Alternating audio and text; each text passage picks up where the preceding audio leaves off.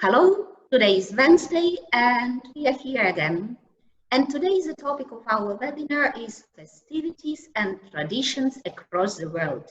Today we decided to extend the topic and we are going to move from Europe, where we will have some countries to talk about, to China.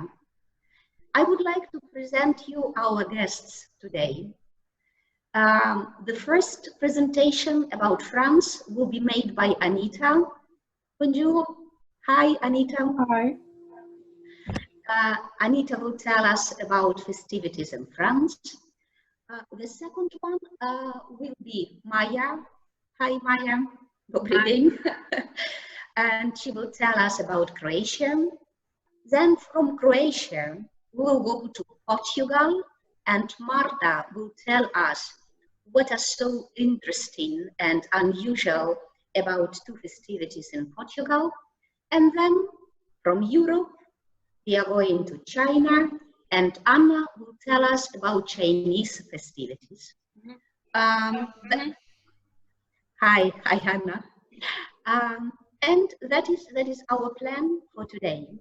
Then, festivals, festivities, traditions across the world. This is a way where people can escape from some daily routine. We can forget our problems. And that is what we are going to do now.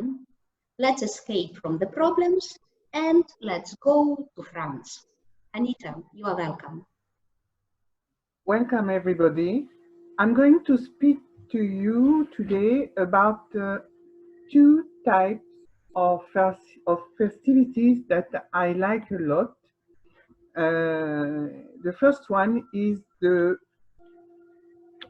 St. John's Day and the bonfires that are done during this day. The summer St. John's Day traditionally is accompanied by large bonfire, and it is used to do to be on June 24 or 21 or 23. It depends on the calendar. It is close to the summer solstice in the northern hemisphere, and the summer solstice has long been celebrated. The origin of this event is related to the cult of the sun. The sun, but also the harvest. Solstice fire were at the origin of pagan feasts and then after Christian feasts. Saint John's bonfire in France, 2000, were said that to have been copied from the Celtic and Germanic rites or harvest blessing. The theory that these rites themselves are directly derived from the Middle Eastern cult of Baal is now refuted. Nowadays, in each little village, each little or large village in France, on 21 of June, you can join your neighbors and see a huge bonfire. After the bonfire or before, everybody eats good meal and have special drinks. These festivities end with music and dance until the end of the night with adults and children, and everybody gives some choice to his neighbors, and sometimes the people go back to their home around 2 in the morning. So it's very, very, very interesting fest. You can have an illustration of this tradition in French campaign a long time ago. You can see the fire, the bonfire is it's not very high. But on the second picture, you can see an illustration of the St. John's Day today. In my village, the bonfire is about as huge as a bus. It's very, very huge. So you are not frightened near to this bonfire. So Anita, I have the smell. I have the smell of sea because usually we have also here in Catalonia. We are very close to France, yes, and we also have here San Juan Day, and that is yes, also in June. And we have bonfires, yes, we have fireworks, and yes. that is the same in the evening, at night. We are on a beach, and that is the same. And it is only 1 month ahead. Perhaps this year we will not have a lot of different parties, but at least fireworks and some bonfires definitely will be. Thank you, thank you. And the second festivity. The second, very short, is the Lemon Festival in Menton, in the south of France. It's a very interesting festival because it is used to be done a long time ago. And you can see here that some fruits, lemon, orange, and other fruits are used to make some pictures or some scenes very interesting. It's a festival very unique in the world, I think, that celebrates the lemon with exceptional taste produced in the region. A private exhibition of flowers and citrus fruits has already been organized since 1828, but the real lemon festival, organized by the municipality of Menton, was born in 1836. It consists of a parade of citrus floats and sparkling colors, several themed artistic creations elaborated during 1 year, and this exhibition of local products, the participation of the dancer band and folk group, and having fun. So come to see this funny festival in France, please. We'll be very happy to see you. Thank you. Anita, not only me, all of us will come. I don't know, this year, or if it is not possible, next year. When do you organize it? It will be very difficult this year, but we have a long life in front of us, so everything is possible.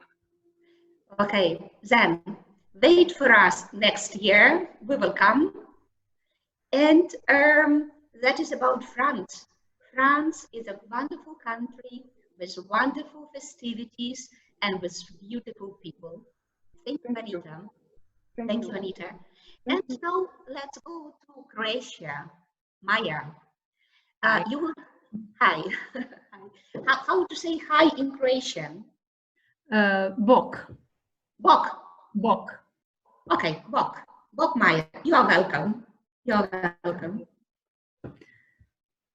Okay, so there are a lot of festivities going on in Croatia, but I decided to choose the ones that are from my region, which is the Kvarner region, located in northern Adriatic Sea. So for the first festivity I chose is Marunada, which means the chestnut festival. So it's held every year in October in a small town by the sea called Lovran. And it's also, the city is called the City of Chestnuts. So it's famous because in the past, people from Lovran were sailors, merchants, and they sold fruits such as cherries and chestnuts. So export of chestnuts reached its peak in the 19th century. And they say that Lovran chestnuts are one of the best types in the world, beside the Slovenian and Italian ones. So people of Lovran are obviously extremely proud of those chestnuts. So every October they dedicated this event called Marunada for celebrating and promoting this fruit. So this year, this fall, it will be 47th year that is held. So there are a lot of things going on, so events. So it lasts during the whole October, but mainly during the weekends. There are concerts, there are folklore programs, orchestras, pop music.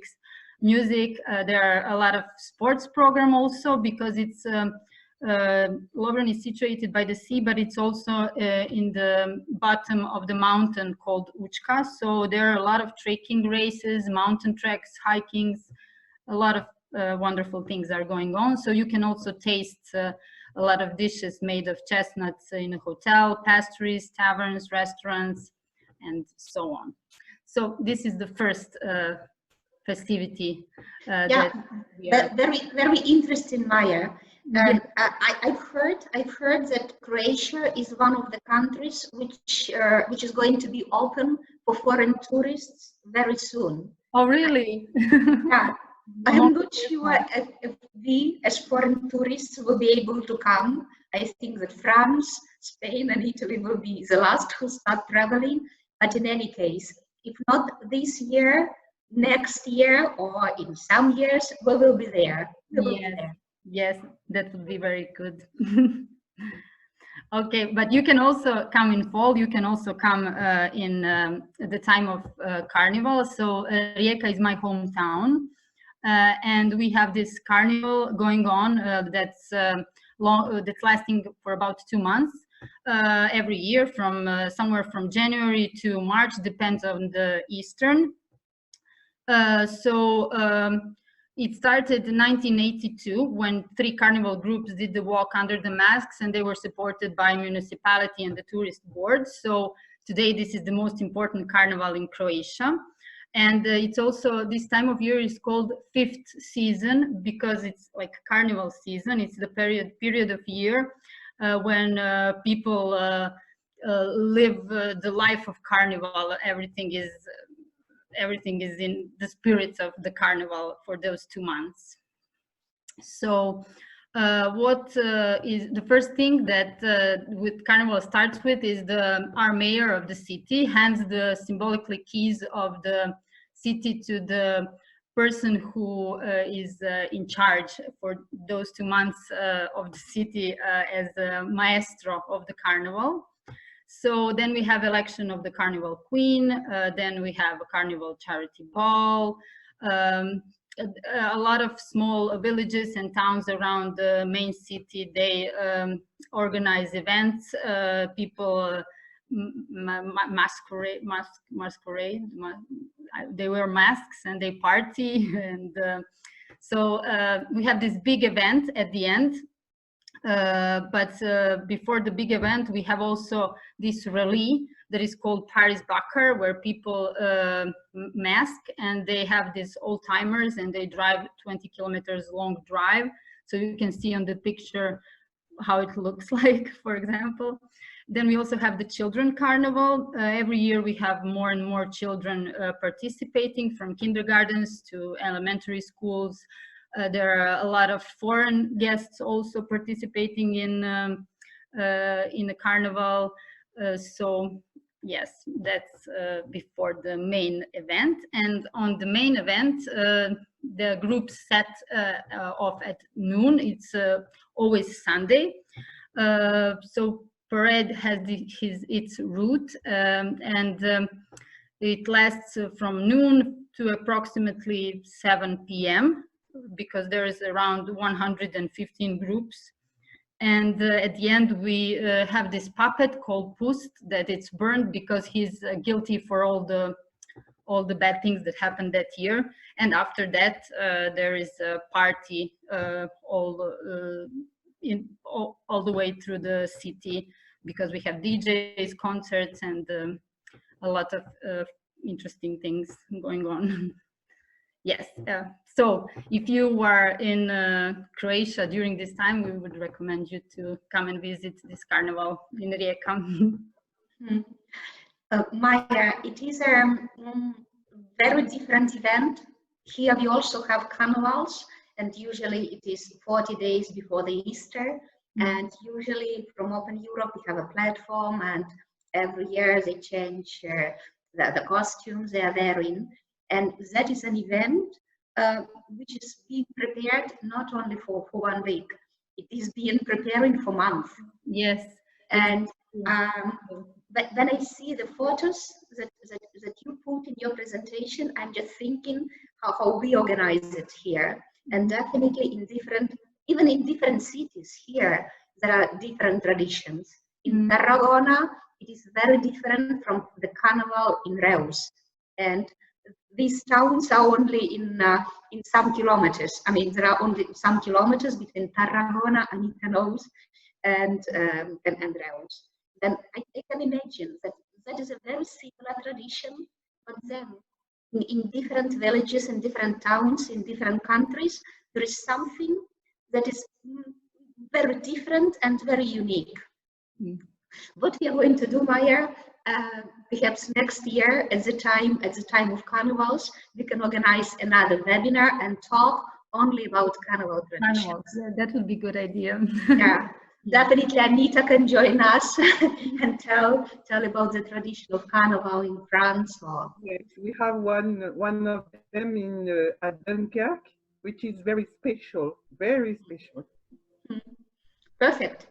I will remember. We will remember. Yeah,